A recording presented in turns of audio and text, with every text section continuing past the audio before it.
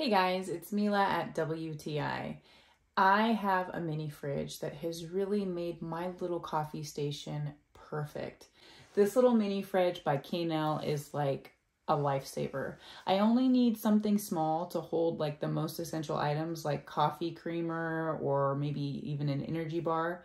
So I'm going to show you a couple things that I use my mini fridge for that have really made my life so much easier.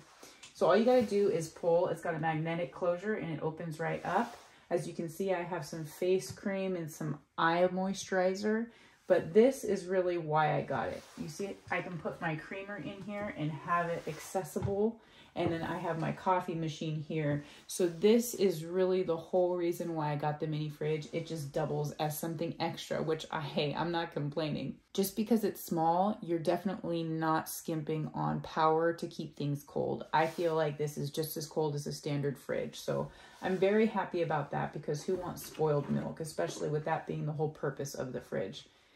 I love my mini fridge and I think it's super cute and super quiet. What a bonus if you have it in your bedroom.